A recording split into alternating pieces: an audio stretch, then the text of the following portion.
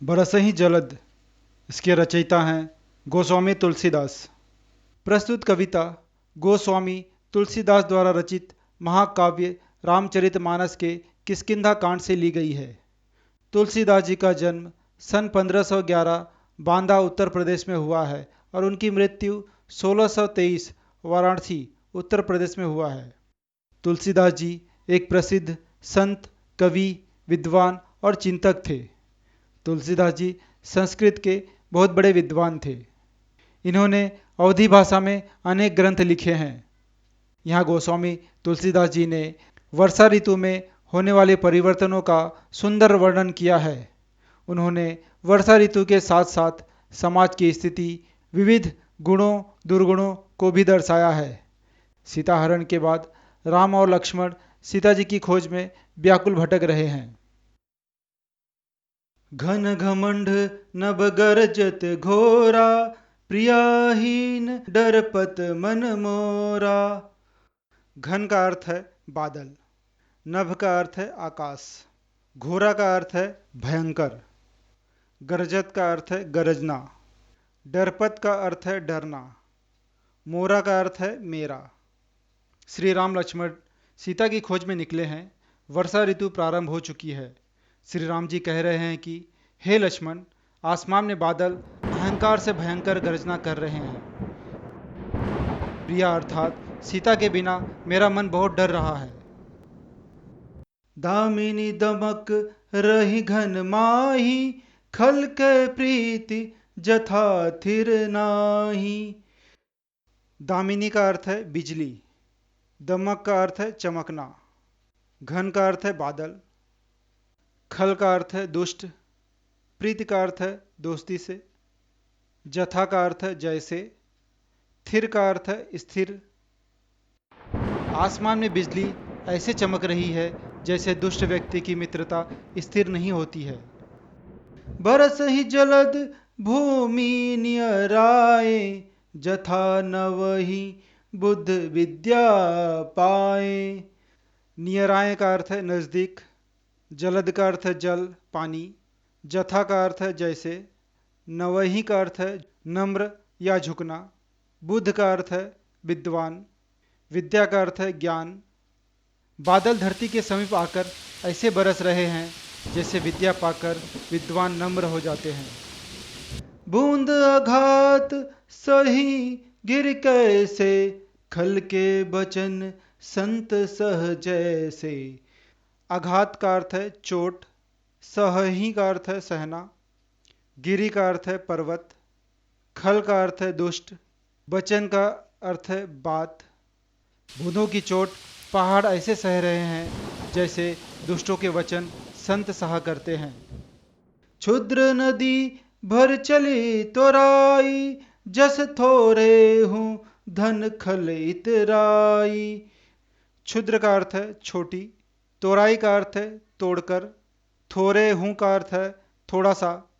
छोटी छोटी नदियाँ पानी से भरकर किनारों को तोड़कर इस प्रकार बह रही हैं जैसे थोड़ा सा धन आने के बाद दुष्ट व्यक्ति इतराने लगता है।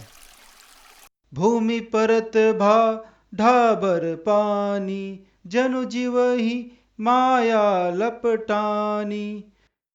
परत का अर्थ है पड़ना, ढाबर का अर्थ है गंदा, जनु का अर्थ है जैसे, माया का अर्थ है लालच, लपटानी का अर्थ है लिपटना।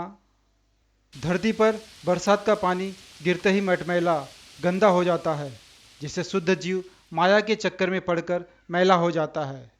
जैसे व्यक्ति माया अर्थात लालच के चक्कर में पड़कर अपना कर्तव्य भूल जाता है, अपनी मर्यादा भूल जाता है। समटि समटि जल भरहि तलावा, जिमि सद्गुण सज्जन पहियावा। समेटी का अर्थ है इकट्ठा होना, तलावा का अर्थ है तालाब, भरही का अर्थ है भरना, जिमी का अर्थ है जैसे, सद्गुण का अर्थ है अच्छे गुण, सज्जन का अर्थ है भला, पही का अर्थ है पास, आवा का अर्थ है आना। धरती पर बरसात का पानी इकट्ठा होकर तालाब में भर जाता है, जैसे सद्गुण एकत्रित होकर सज्जन व्यक्ति के पास चला जाता है। सरिता जल जल निधि मोह जाई, होई अचल जिमि जीवि हरि पाई। सरिता का अर्थ है नदी, जल निधि का अर्थ है सागर, महु का अर्थ है में, अचल का अर्थ है स्थिर या जीवन मरण से मुक्ति, हरि का अर्थ है ईश्वर।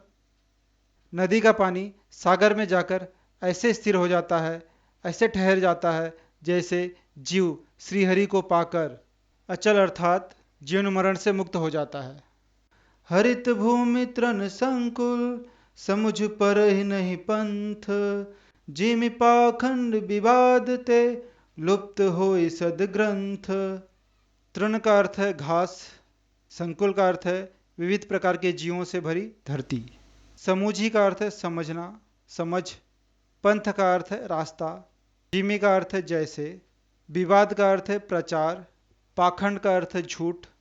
वर्षा ऋतु में धरती घास से हरी हो गई है, जिसके कारण रास्ते समझ नहीं पड़ते हैं, जैसे पाखंड के प्रचार से सदग्रंथ लुप्त हो जाते हैं।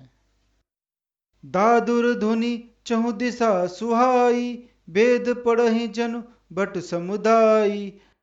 दादुर का अर्थ है मेढक, धुनि का अर्थ है ध्वनि, चहु दिशा का अर्थ है चारों दिशा, सुहाई का अर्थ है सुहावनी, बटु का अर्थ है बालक, समुदाय का अर्थ है समुदाय या ग्रुप। श्री रामचंद्र जी कहते हैं कि चारों दिशाओं में मेढकों की आवाज़ ऐसी सुहावनी प्यारी लगती है जैसे बालकों का समुदाय वेद पढ़ रहे हों। नव पल्लव भय बीटप अनेका, साधक मन जस मिले विवेका। नव पल्लव का अर्थ है नए पत्ते, बीटप का अर्थ है वृक्ष, विवेका का अर्थ है ज्ञान। अनेकों वृक्षों पर नए पत्ते आ गए हैं, जिसके कारण वे हरे भरे हो गए हैं, जैसे साधक का मन ज्ञान प्राप्त हो जाने पर होता है। अर्क जवास पात बिनु भयऊ, जस सुराज खल उद्यम गयऊ। अर्क का अर्थ है मदार का वृक्ष, पात का अर्थ है पत्ता, खल का अर्थ है दुष्ट, उद्यम का अर्थ है व्यवसाय या उद्योग, गयऊ का अर्थ है चले जाना। मदार और जवास के पत्ते झड़ गए हैं, जैसे सुराज्य अर्थात अच्छे राज्य में दुष्टों का व्यापार नहीं हो पाता, अर्थात उनकी एक भी नहीं चलती, उन्हें राज्य छोड़कर भागना पड़ता है। खोजत कतहु मिलई नहीं धूरी, करई क्रोध जिमि धर्म ही दूरी। कतहु का अर्थ है कहीं भी, धूरी का अर्थ है धूल, करई का अर्थ है करना, क्रोध का अर्थ है गुस्सा, जिमी का अर्थ है जैसे। बरसात होने के कारण धूल खोजने पर भी नहीं मिलती, जैसे क्रोध आने पर धर्म का ज्ञान दूर हो जाता है। शशि संपन्न सोहमय कैसी, उपकारी कै संपत्ति जैसी। शशि का अर्थ है लहराती खेती, सोह का अर्थ है सुंदर, सुहावनी। फसलों से लहराती खेती से हरी भरी धरती ऐसी सुंदर लग रही है जैसी उपकारी पुरुष की संपत्ति सुशोभित होती है।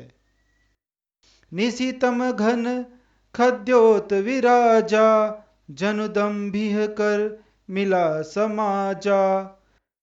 निशी का अर्थ है रात, तम का अर्थ है अंधकार, घन का अर्थ है अधिक, खद्योत का अर्थ है जुगनू, विराजा का अर्थ है शोभित, जनु का अर्थ है जैसे, दम्भिन का अर्थ है घमंडी। रात के घने अंधकार में जुगनू ऐसे चमक रहे हैं जैसे घमंडियों का समाज आज उठा हो। कृषि निरावही चतुर किसाना, जिमि बुध तजही मोहम्मद माना। निरावही का अर्थ है निराना या खेत में उगी अनचाही घास निकालना। जिमी जैसे, बुद्ध का अर्थ है विद्वान, तजही का अर्थ है त्याग करना, मोह मद का अर्थ है दुर्गुण से। चतुर किसान अपने खेतों से घास आदि चीज़ों को निकालकर फेंक रहे हैं, जैसे विद्वान लोग मोह मद माया का त्याग कर देते हैं। देखियत चक्रबाग खग नाही, कल ही पाय जिमि धर्म पराई। चक्रवाग खग एक पक्षी का नाम है। कलही का अर्थ है कलयुग, पराही का अर्थ है भाग जाना, चले जाना। चक्रवाक पक्षी अब दिखाई नहीं देते, जैसे कलयुग के आने पर धर्म भाग जाते हैं, धर्म का नाश हो जाता है। विविध जंतु संकुल मही भ्राजा, प्रजा बाढ़ जिमि पाए सुराजा।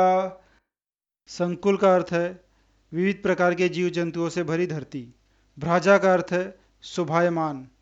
पृथ्वी कई प्रकार के जीव जंतुओं से शोभायमान है।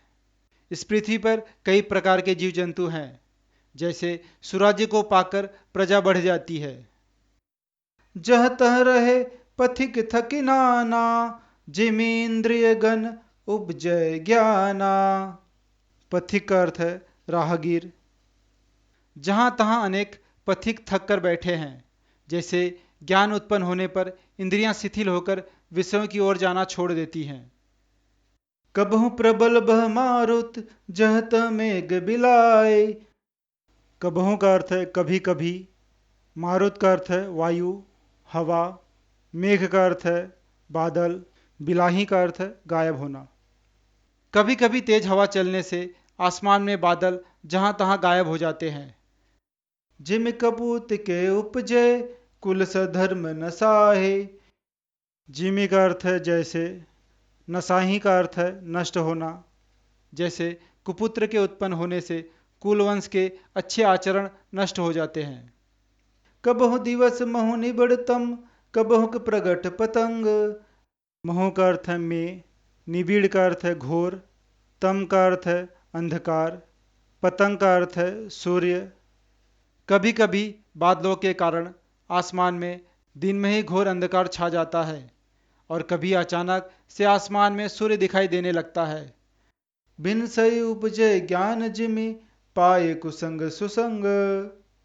बिन सई का अर्थ है नष्ट होना, उपजयी का अर्थ है उत्पन्न होना, कुसंग का अर्थ है बुरी संगत, सुसंग का अर्थ है अच्छी संगत।